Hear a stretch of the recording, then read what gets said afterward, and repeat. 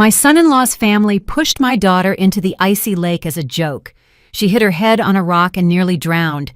As I screamed for help in desperation from the shore, they just laughed. "Stop the drama! She can swim!" they shouted, and then they drove away. As the ambulance crew loaded her up, I called my older brother and whispered, "They're heading home now. Do what you do best." Before we begin, if you enjoy stories like this, please subscribe to this channel, Clara's Stories, and like this video. Write in the comments what country you are watching us from. I'm very curious to know. Enjoy listening, the start of the story. The air that day at the Van Doren's lake house on Lake Tahoe smelled of pine needles and fear. To everyone else, it probably just smelled of pine and the smoke from the grill that had long since cooled. But I always caught that second, bitter undertone. I sat on a wicker chair on the porch, a little separate from the big table, and watched my daughter, my Lena. She moved around, pouring aged scotch for her husband, Preston, and his father, Garrett, and laughing at their clumsy jokes.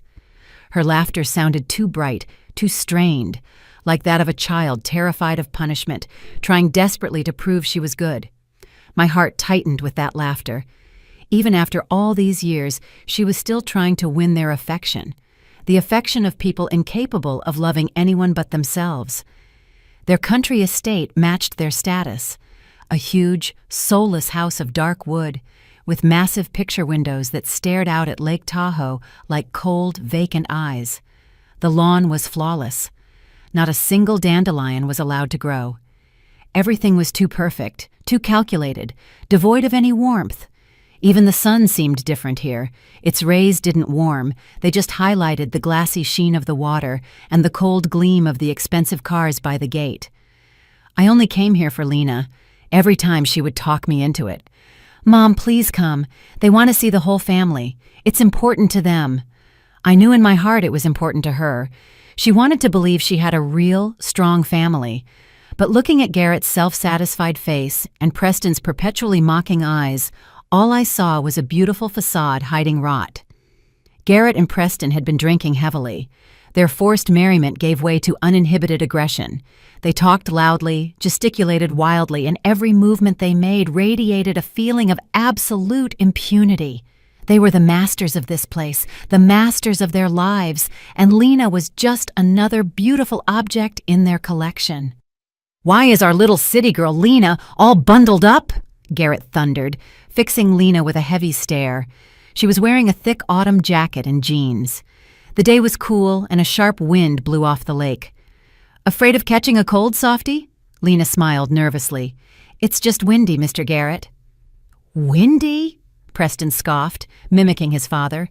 "Back in my day, girls were swimming in October, and it did them good. They were tough. This is a greenhouse generation." I felt a cold dread settling inside me.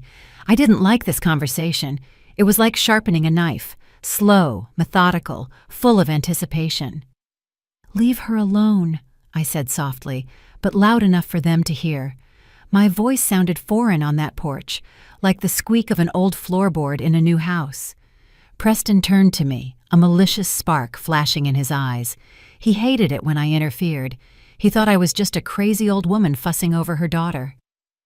"Eleanor Hayes, don't worry. We're just having some fun, right, honey?" He winked at my daughter. Lena nodded, forcing another smile. "Of course, Mom, everything's fine." But it wasn't fine. I saw Preston and his father exchange a look. It was their special look, predatory, conspiratorial. It was how wolves look at a sheep before they attack. "Well, let's test how tough you are," Garrett suddenly declared, rising from the table. His massive frame cast a long shadow. "Preston, help me. We'll escort our Lena down to the water for a little dip." "What are you doing?" I stood up too. My heart beat fast, like a trapped bird. "Garrett, stop it. This isn't funny." But they didn't hear me anymore. They grabbed Lena by the arms. She gasped in surprise, more from shock than fear. She still thought it was a game. "Preston, no, Daddy, let me go," she stammered, trying to pull away, but her laugh only morphed into a nervous giggle. She didn't want to spoil the mood or appear weak. They dragged her across the lawn toward the wooden pier. I hurried after them, "Stop right now, you're drunk. You don't know what you're doing." They ignored me. I was air to them, an annoying buzz. They hauled her to the very end of the pier, which jutted out over the dark, icy water. The lake looked black and bottomless. "Go on, city girl, show us what you've got," Preston snarled. "No, please don't," Lena screamed. At that moment, she finally understood. She understood it wasn't a joke. Her voice held genuine horror. I ran towards them, trying to pull Preston away, but he shoved me roughly aside. I stumbled, nearly falling, and in that instant, with one last smug laugh, they pushed her. It all happened in a blink. My daughter's body, heavy with soaked clothing, vanished beneath the surface with a dull splash. Only dark ripples and a few air bubbles remained. Silence. 1 second. 2. 3. A silence that roared louder in my ears than any scream. Then they burst into loud, booming laughter, as if they had just witnessed a brilliant comedy. "That'll wake her up," Garrett said, wiping tears of laughter from his eyes. But Lena didn't resurface. I stood frozen, staring at the black water. My own scream was trapped in my throat. Finally, she came up, just for a moment. I saw her pale, distorted face. A thin trail of blood ran down her temple, dark, almost black on her wet skin. Her eyes were empty, unfocused. She didn't scream, didn't thrash, she just stared into nothing. Then her body went limp again and began to sink slowly. That was when I finally screamed. It was an inhuman, animal cry that tore from the depths of my soul. "Help! She's drowning! She hit her head!" Preston and Garrett stood on the shore, unmoving. "Oh, come on, Eleanor Hayes," Preston waved casually. "Stop the drama. She can swim." "End this hysteria," Garrett added, turning toward his black SUV. "She'll climb out on her own. A little cool down won't hurt." They turned and walked to their SUV. I looked at them, unable to believe my eyes. They were simply leaving her there in the icy water. I screamed again, my voice cracking. "Where are you going? Come back! She's dying!" The car doors slammed shut. The engine roared to life. Preston stuck his head out the window and, still grinning, yelled, "Don't ruin our evening, mother-in-law. See you at home." And they sped away. The crunch of gravel under the tires, the distant hum of the engine, and then silence. Only the lapping of the water and my desperate, helpless scream dying in the cold evening air above the black, indifferent lake. I stared at the water, and the scream froze in my throat. It turned into an icy knot that pressed down on my lungs, making it hard to breathe. The world narrowed to that dark spot on the lake's surface and the spreading ripples. The panic that had just been tearing me apart suddenly condensed, solidifying into something else, hard and heavy. It sank to the bottom of my soul, replaced by a shrill, unnatural emptiness. In that emptiness, I heard a distant sound, the put-put of a boat motor. I turned my head. Behind the reeds, about 100 yards from the shore, a small inflatable boat was moving slowly. A man in a faded camouflage jacket sat inside. A fisherman. I didn't scream again. I had no voice. I simply raised my hand and pointed to the spot where my daughter had disappeared underwater. The man in the boat didn't understand at first, but then he must have recognized my face. Something about my stillness, my frozen gesture, told him more than any scream could have.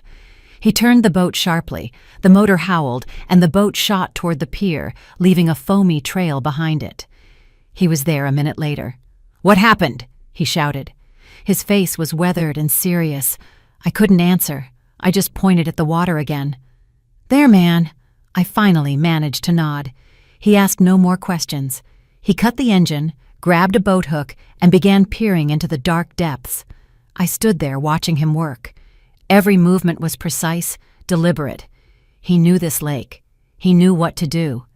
And I, who had lived so many years, who had endured so much, was in that moment as helpless as a newborn kitten. He hooked her jacket with the boat hook. I saw a flash of light fabric underwater. He leaned over the edge, risking falling in himself, and pulled her up with incredible effort. As he hauled her into the boat, I saw her face. Blue, lifeless. In that moment, the ice inside me broke, but it didn't melt. It shattered into 1,000 sharp shards. I pulled out my cell phone. My fingers wouldn't obey, but I forced them to dial 911, 911. Ambulance.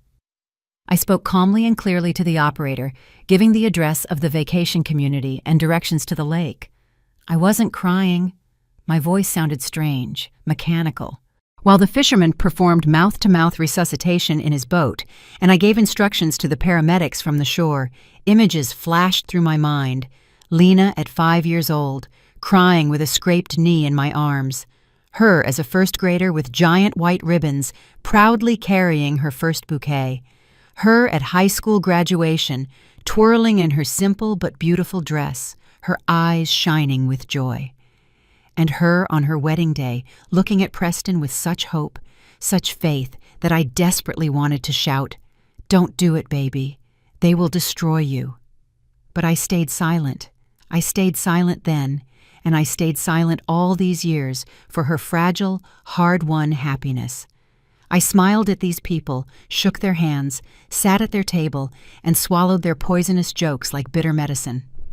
I thought that was my sacrifice, a sacrifice for her family. What a fool I was. The ambulance arrived quickly. Medics ran out with a stretcher. They surrounded Lena, connecting her to monitors and covering her with a rescue blanket. I heard snippets of sentences. Pulse is weak, severe hypothermia, head trauma. They worked together, coordinated and fast, like a single mechanism. The fisherman stood nearby, kneading his cap in his hands. He wanted to say something, but I just looked at him and nodded, and he understood. He turned silently and walked back to his boat. I watched the flurry of medics, the flashing lights of the ambulance reflecting in the still water of the lake. And in that moment, I knew the old life was over. The life where I was just a mother-in-law, just a quiet, retired librarian whom no one took seriously. That woman died right there on the pier the moment her daughter went under, laughed at by her own husband. I pulled out my phone again. My fingers no longer trembled with shock. Now they trembled with something else. A cold, pure rage, like distilled water, fueled by a decision already made. I scrolled through my address book, names, and there he was. A single name, Isaac. I hadn't called that number in over 10 years, not since he destroyed the career of a very influential man and was practically blacklisted from his own profession. We had fought hard back then. I didn't accept his methods, his obsession, his ruthlessness. And now that was exactly what I needed. I pressed call. It rang for a long time. I was sure he wouldn't answer or had changed his number. But on the fourth ring, his deep, smoky voice came on. "Yeah, who is it?" He didn't recognize my number. "Isaac, it's me." My voice was quiet, almost a whisper.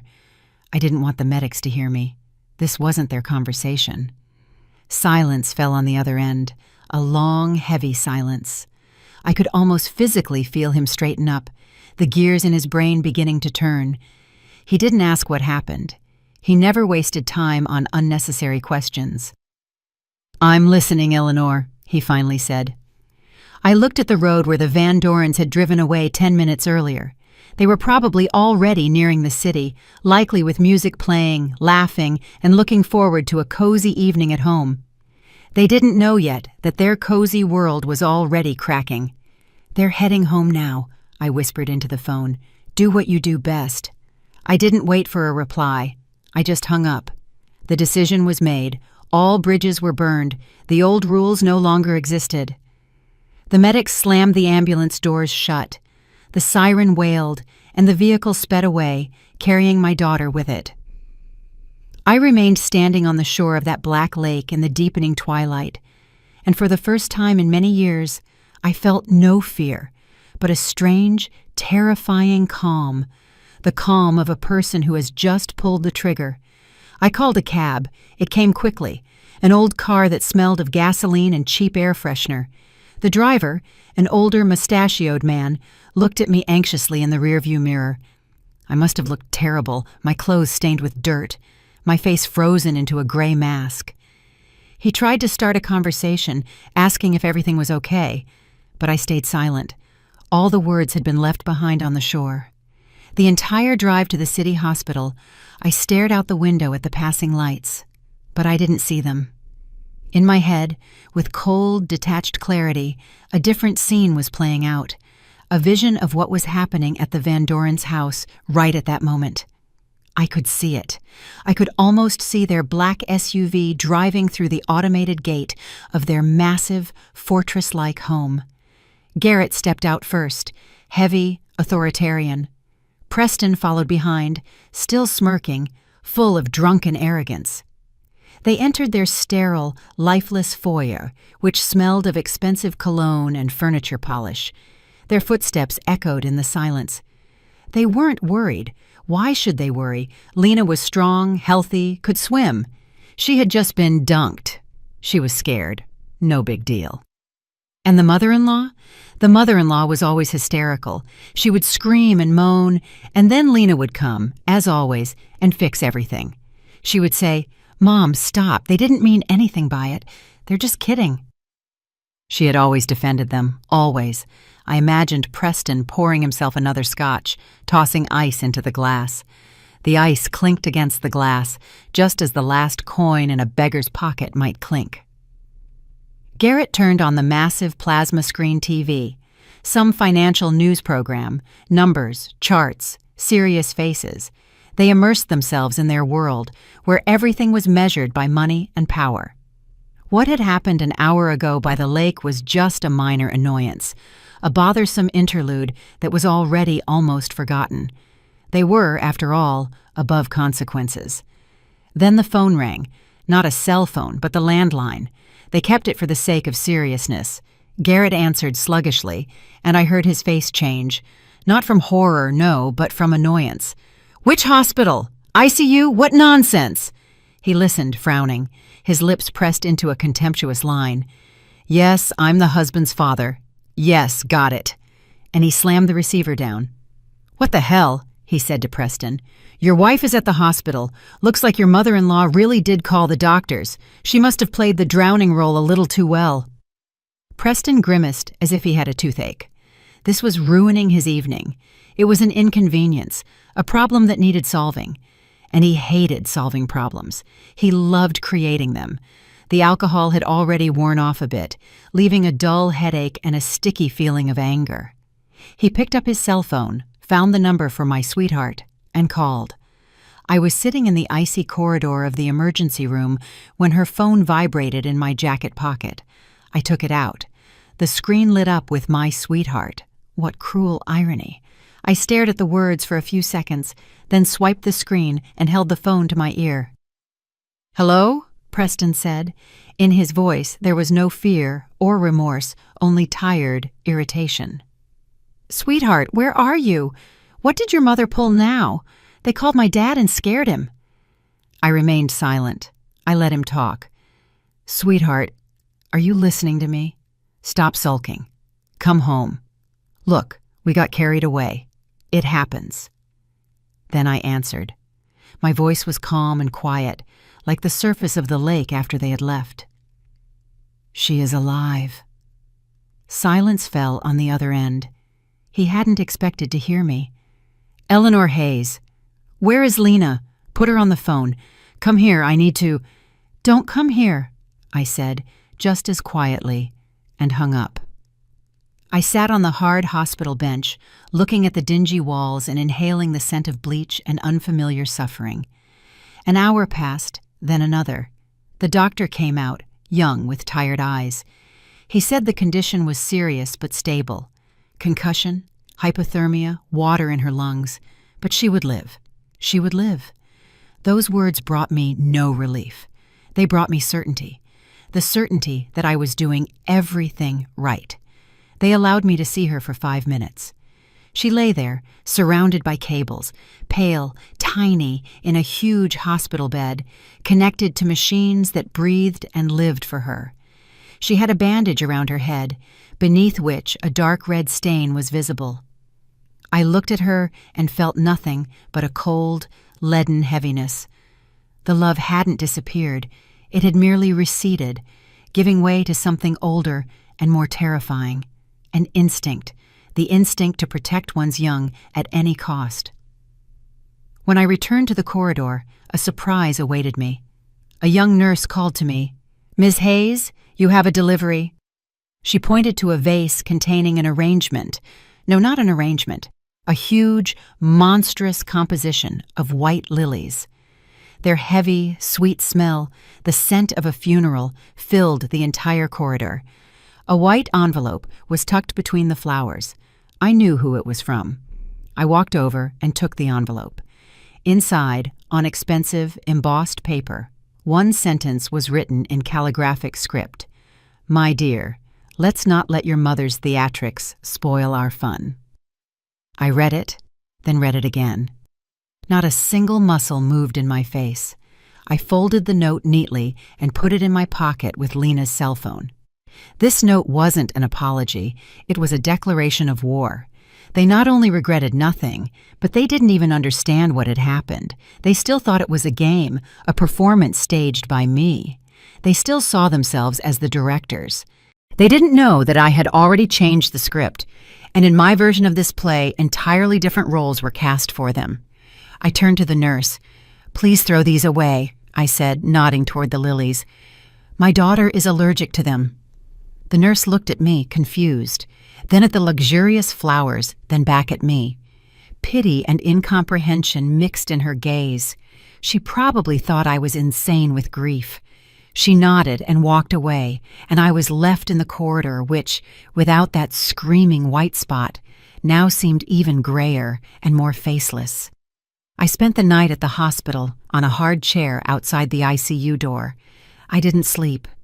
I stared at the white door, behind which my daughter was fighting for her life, and I planned. But these weren't the thoughts a mother usually has in such a situation. I didn't pray, didn't cry, didn't replay the events in my mind. I plotted. I knew Isaac was already working. I knew my brother. My short phone call was not just a plea for him, but a signal he had been waiting for all those years of obscurity without knowing it. Isaac was like a hound dog that had been chained up for too long. In the past, he had been the best investigative journalist in the country. He saw through people, sniffed out lies like a predator smells blood. He knew how to find threads that others wouldn't even dare to pull. But his methods were too harsh, too reckless for the glossy world of major journalism. He didn't play by the rules. He cut open sores without caring who he splattered with the pus. And one day, he touched the wrong man. His career was destroyed. He was fired, lost his press credentials, became an outcast.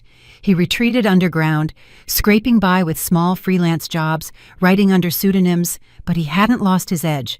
I knew that, and I also knew where he would start. He wouldn't dig in the present. That was too trivial for him. Arguments, drunken outbursts, family squabbles. That wasn't his level. Isaac always looked for the root, the cause. He would dive into the past of Garrett Van Doren. The morning brought the smell of hospital coffee and good news. Lena was moved to a regular room. She was conscious again. The doctor said it was a miracle. I knew it wasn't a miracle. It was her will to live. My girl had always been a fighter. She had just been fighting on the wrong side for too long. I walked in. She lay there, her head turned to the window. She was very weak, barely speaking. "Mom," she whispered. I took her hand. It was cold. "I'm here, baby. I'm with you." She looked at me, and tears welled up in her eyes. "Did he call? Preston?" I didn't lie to her. "Yes, and he sent flowers." "What did he say?" A faint, dying hope was in her voice. I looked her straight in the eye. "He said I was being dramatic." She didn't answer, just turned back to the window, and a tear slowly ran down her cheek. Just one. In that single tear was more pain and disappointment than in any scream. In that moment, I knew she was starting to see too. The icy lake water had washed away the veil she had worn for years. The phone rang in the afternoon when I had gone out to the hospital park for some fresh air. The number was unknown. "Yes, this is Eleanor." Isaac's voice was hoarse and tired. He hadn't slept all night. I knew it by the way he spoke the words, as if rolling hot stones in his mouth. "I have something for you."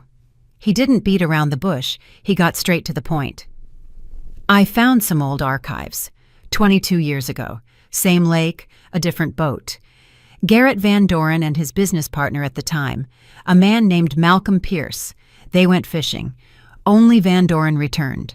He claimed Pierce was drunk, fell overboard, and hit his head on the propeller. An accident."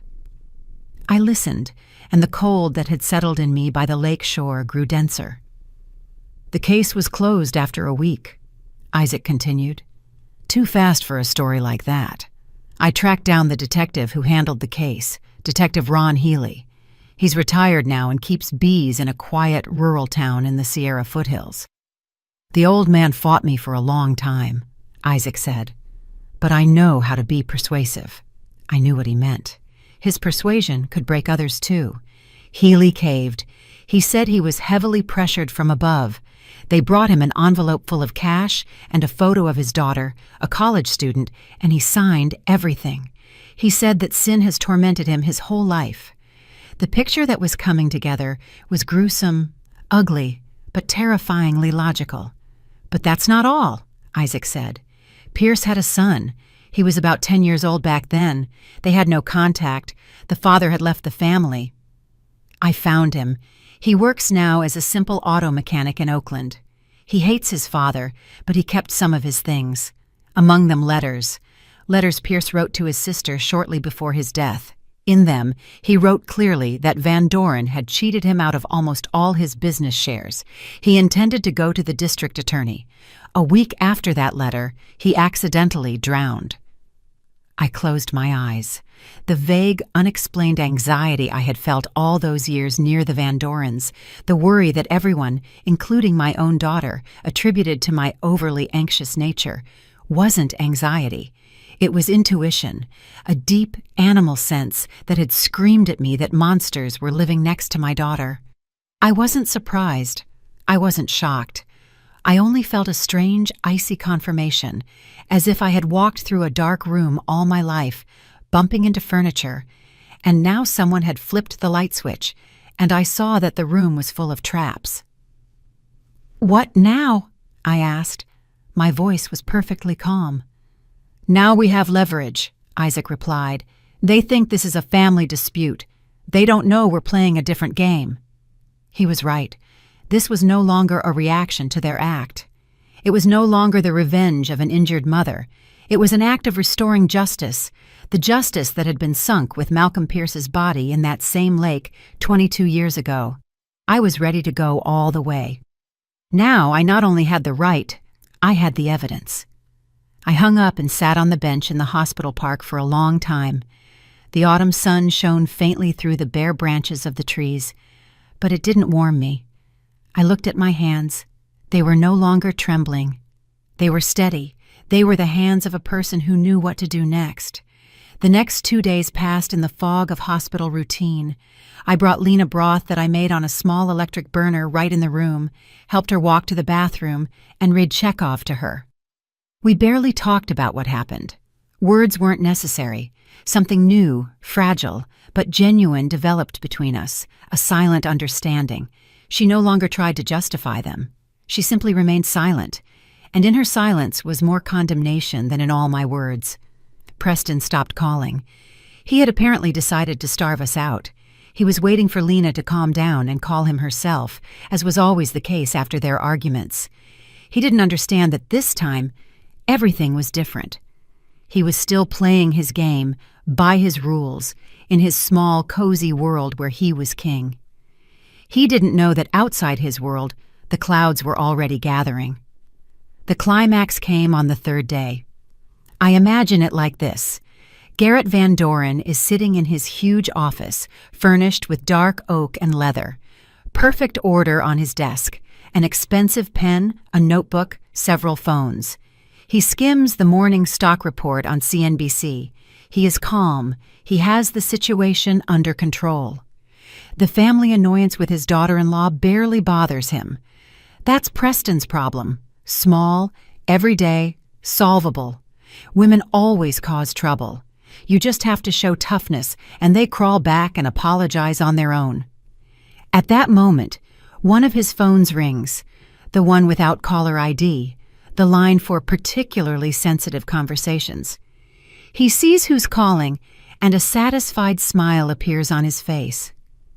It's an old friend, an important man from the regional administration, Mayor Jim Dalton, a man he had helped solve problems for many years, a man who owed him a favor. "Jim Dalton, pleased to hear from you," he says in his velvety, confident voice. "To what do I owe the honor?" But on the other end, he hears no friendly greeting, only a dry, cold, almost hostile tone. "Garrett, I need to speak to you seriously and not over the phone." Garrett frowns. He doesn't like this tone. It disrupts the accustomed order of things. "Did something happen?" "Something happened." The voice on the phone grows harder. "A man was here today. He claimed to be a journalist, though he looked more like a district attorney, very persistent." Internally, something constricts in Garrett for the first time, a cold, unpleasant lump. "And what did he want?" he asks, trying to keep his voice indifferent. He wanted to talk about that 22-year-old case, the case of a certain Malcolm Pierce. He asked very unpleasant questions about the boat, about the money, about your argument with him the night before he died. He knew details that only 3 people could have known. You, me, and the deceased, Detective Healy. The office, which a minute ago seemed like a bastion of his power and stability, suddenly begins to narrow. The air grows thin. He remains silent. "Garrett," Jim Dalton continues, and there is no hint of old friendship in his voice, only steel. "I covered this story up once. I will not do it a second time. My reputation is more important to me. I advise you to solve this problem quickly and make sure my name doesn't show up in it again. Ever. Do you understand me?" And he hangs up. Garrett Van Doren sits in silence. The stock report on the monitor appears to be a senseless jumble of numbers. He looks at his hands, the same hands that pushed my daughter into the icy water, and for the first time in many years, he feels them begin to sweat. He doesn't immediately understand. His brain, accustomed to direct threats, tax audits, hostile takeovers, can't reconcile the facts. Some journalist, an old case, what was the connection? He calls Preston. Preston stumbles into the office, relaxed, with a slight residual scent of alcohol. He spent the morning at the gym and then at a bar. He's still waiting for a call from Lena. "What's wrong?" he asks sluggishly. Garrett looks at his son, stares long and searchingly, and in his empty, self-satisfied eyes, he suddenly sees not his heir, but the source of all his problems. "Your mother-in-law," he says slowly, deliberately. "Did she say something? Threaten us?" Preston grins. "The mother-in-law? What's she gonna do? She'll cry, complain to her Lena. That's it." "Did she call anyone after it happened?" Preston thinks it over. "I don't think so. She stood there on the shore like a statue. She was yelling something, but I didn't listen." And then it slowly dawns on Garrett, like poison entering the bloodstream. That quiet, insignificant old woman whom they had never taken seriously. Her calm, dead voice on the phone when she took Preston's call. Her refusal to talk. That wasn't despair. That was a plan. He leaps up, going to the window.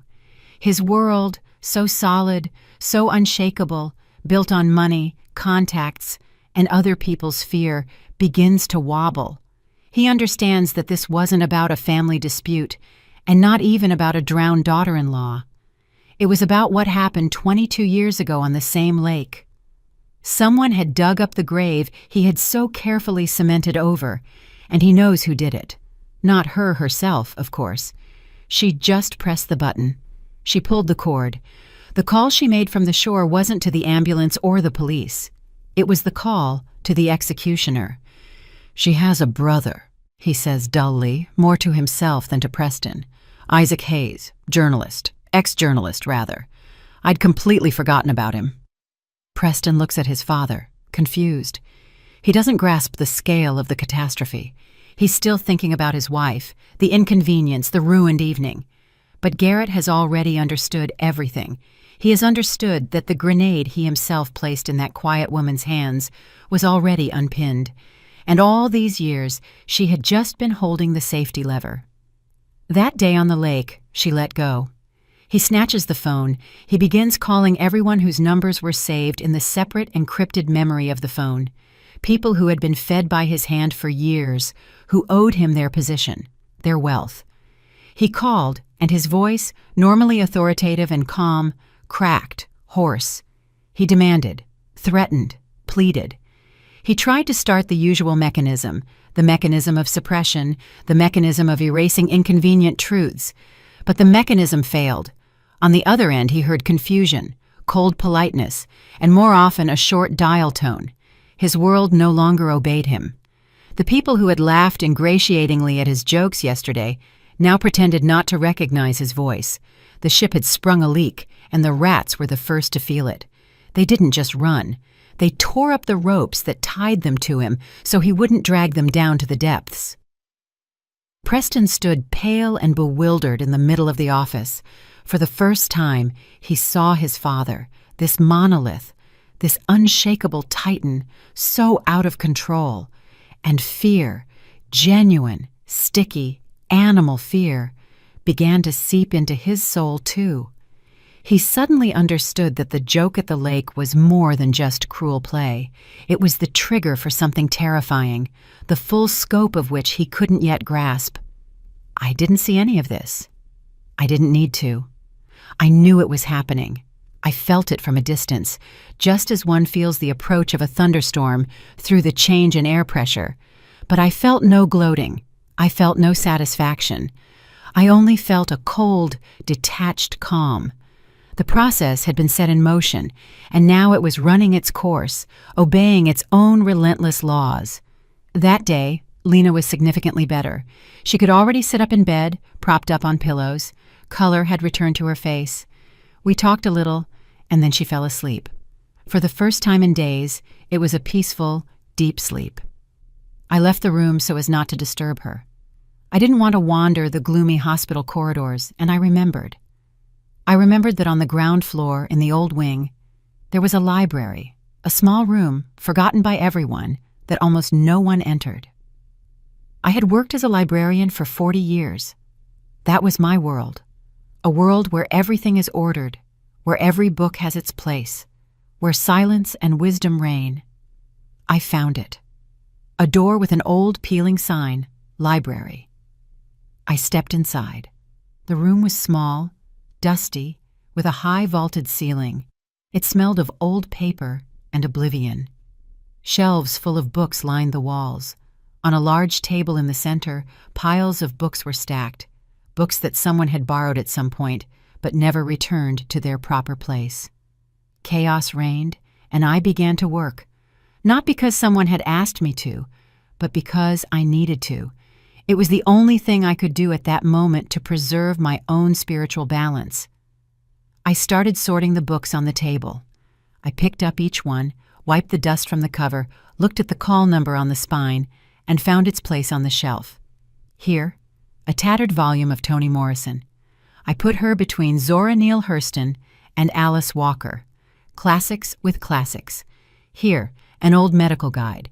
It belongs on the top shelf in the technical literature section. Here, a thriller by James Patterson. It goes to the foreign prose shelf. My movements were slow, methodical, almost ritualistic. I thought neither of the Van Dorens nor Isaac, not even of Lena. I thought only of the books, of the fact that everything in this world should have its place, that an order, once disturbed, must be restored. I worked, and the chaos in the small hospital library gradually receded. The table became cleaner, the shelves filled up in strict alphabetical and thematic order. I was restoring harmony in this tiny enclosed space, and this simple physical activity gave me peace. It was creation, a counterweight to the destruction I had set in motion. Eventually my phone rang. It was Isaac. I wedged the phone between my ear and shoulder and continued shelving books. "He's running around like an animal in a cage," Isaac said without preamble. His voice was calm, but I heard the notes of predatory joy in it. "He's calling everyone, trying to exert pressure, to buy people off, to intimidate, but it's too late. The information has leaked. His old friends are shunning him like a leper. He's become toxic." "Good," I said, placing a thick volume of Baldwin in its spot. "He knows it's me, and he knows you're behind me. He's going to try to act, probably with force.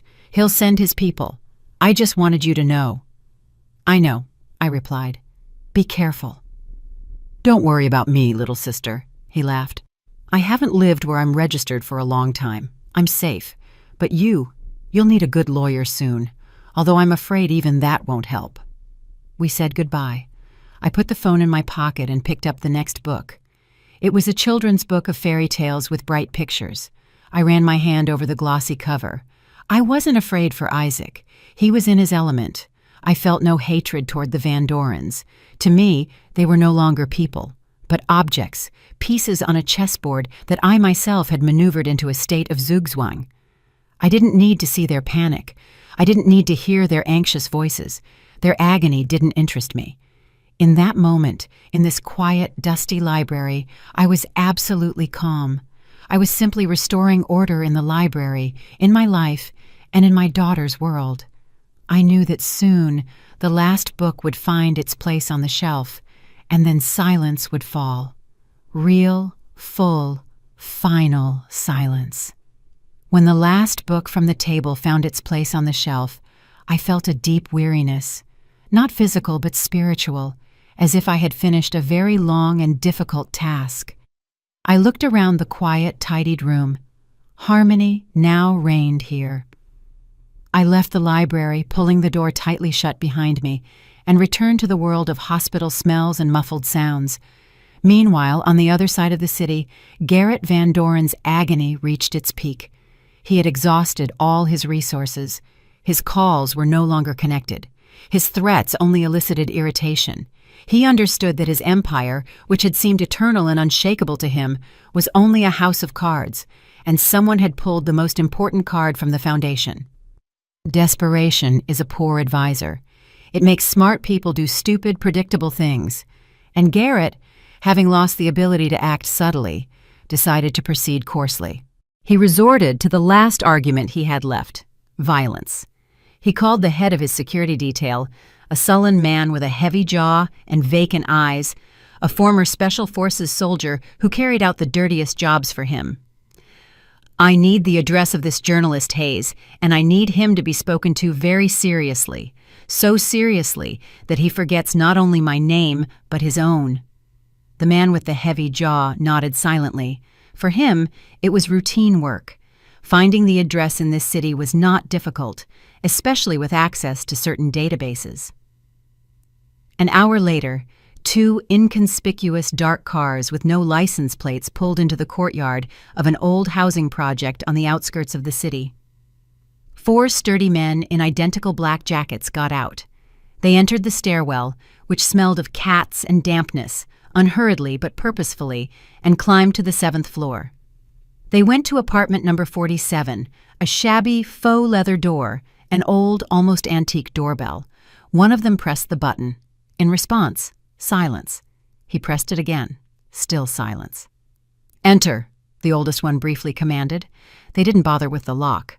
One of them, the largest, stepped back a few paces, took a running start, and tore the door frame and all off its hinges with a deafening crash. They stormed inside, but the apartment was empty. It wasn't just empty, it was dead. A thin layer of dust on the old mismatched furniture, a stack of yellowed newspapers on the kitchen table, a dried-up plant in a pot on the windowsill. It was obvious that no one had lived here for a long time. They had walked into a trap, a simple one, but humiliating precisely because of its simplicity. While they stared at each other in the gloom of the deserted apartment, my brother, Isaac, only a few miles away in a faceless rented hotel room, looked at his laptop screen. A A simple blog platform was open on the screen. The text was already entered. The headline glowed in bold, aggressive letters. Drowned twice in the same lake. The 22-year history of impunity. Below the headline was a dry but devastating text. Facts, data, names, copies of Pierce's letters, quotes from a secret interview with the former Detective Healy, recorded on a voice recorder. The testimony of the fisherman who rescued Lena, the photo of the bouquet of lilies with the accompanying note, and finally, the report of what had happened at the lake 3 days ago. Everything was laid out with cold, procedural precision, without emotion, without accusation, just facts. But their totality was more terrifying than any verdict. Isaac looked at the clock. He had been waiting for this moment. He knew they would come for him. He himself had given them this hint through one of his informants. He knew that brute force would be their last desperate move, and he used it. Exactly at the moment Garrett's men broke down the door to his old apartment, thereby demonstrating their methods to the entire neighborhood. Isaac moved the cursor to the Publish button. Below the article, an address list was already prepared. Email addresses of all the major news agencies in the country, the editorial offices of all the regional and national TV channels, the official addresses of the district attorney's office, the Department of Justice, the addresses of well-known bloggers and public figures. He took a deep breath, exhaled, and pressed the button. In the next second, he hit Send in his email program. That was it. The mechanism was set in motion. The genie was out of the bottle. For the first few minutes, nothing happened. But then his cell phone, which lay next to him on the table, began to vibrate. First one call, then a second. Then it vibrated non-stop. Journalists, smelling blood, pounced on the prey. The story that Garrett Van Doren had so carefully tried to bury didn't just come to light. It exploded. The attempt at physical pressure, the broken-down apartment door, all of it became not a refutation, but a confirmation. It turned an investigative report into a crime story. The story instantly went viral. Dozens of websites picked it up. It spread across social media. Within a few hours, the name Van Doren went from being a symbol of success and respectability to a synonym for crime and cruelty. Their final, desperate attempt to silence the truth only caused the truth to scream loudly, so loud that everyone could hear it. They wanted to put out a spark, but instead they caused a wildfire. And now, all that remained for them was to stand and watch the flames consume their world. Isaac turned off the phone and the laptop. He stowed them in his bag, stood up, and went to the window. Outside, a strange, indifferent city bustled.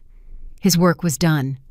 Now other forces would take action, larger and slower, the state apparatus, public opinion. He had done what he did best. He had simply told the story, the true story.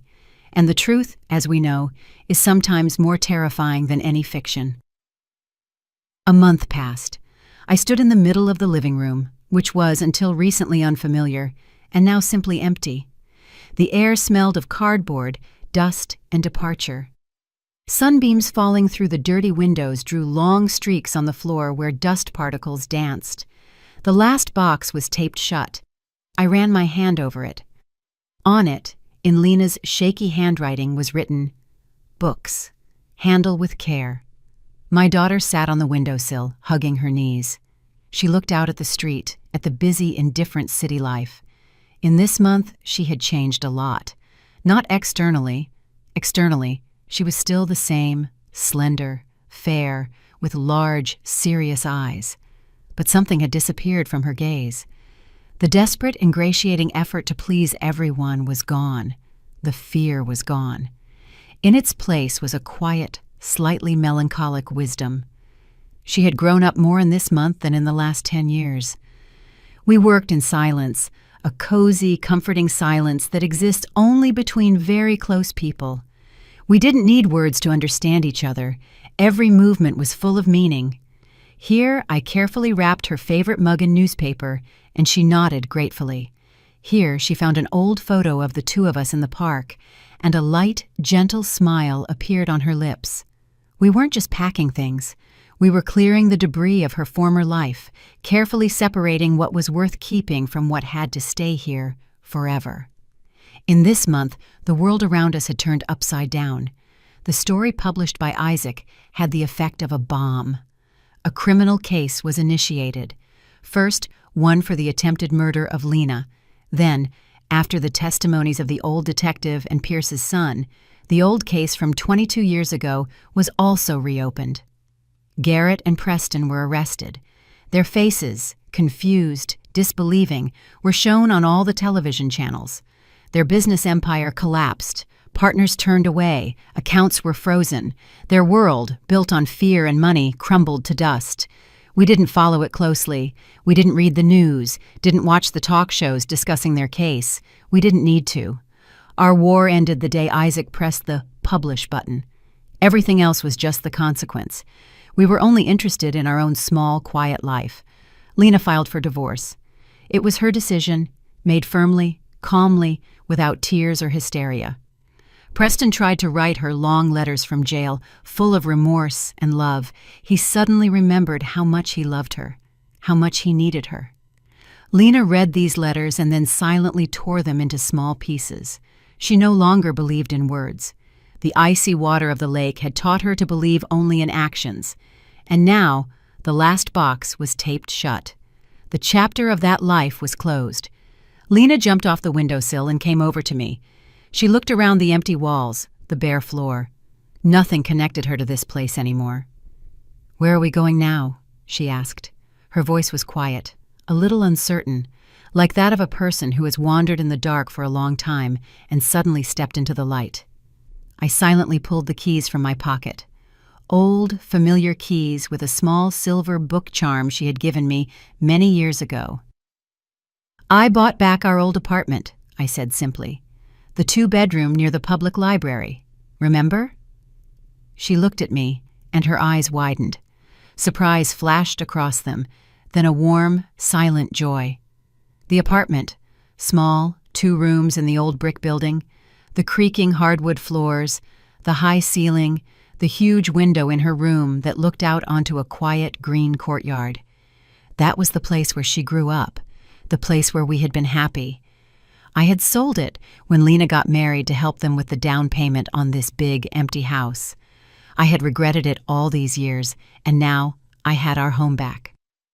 I put the keys in her palm. "We'll have to renovate, but the walls are standing, and so are our stories. I think we have an unfinished story there. It's time to write the ending." She squeezed the keys in her hand, and for the first time in a long time, I saw a genuine, sincere smile on her face. Not a forced one, not a strained one, but her own. "Yes, Mom," she said. "It's time."